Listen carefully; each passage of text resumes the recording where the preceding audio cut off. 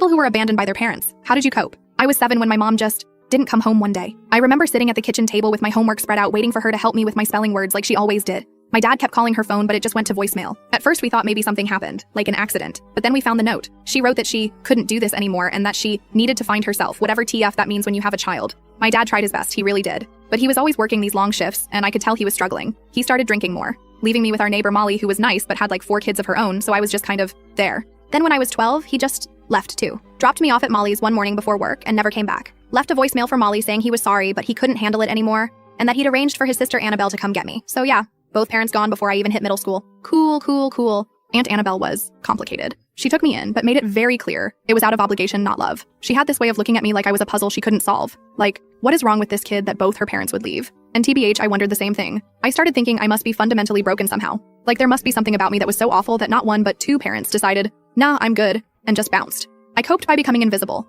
Literally tried to take up as little space as possible. Never asked for anything. Got straight A's. Kept my room spotless.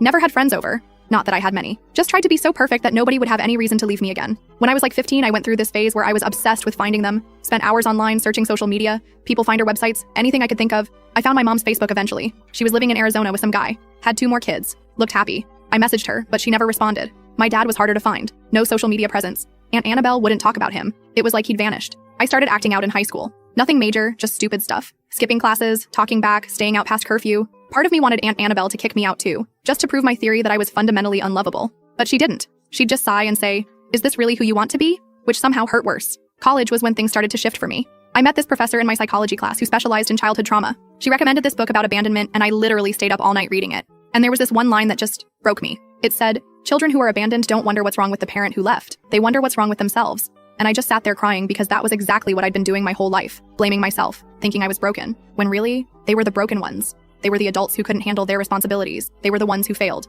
not me. Last year, I finally found my dad. He was living in this small town about 2 hours away, working at a gas station. I drove there not really knowing what I was going to do or say. Just sat in my car watching him for like an hour. He looked old, tired, nothing like the dad I remembered. I didn't approach him, just drove home.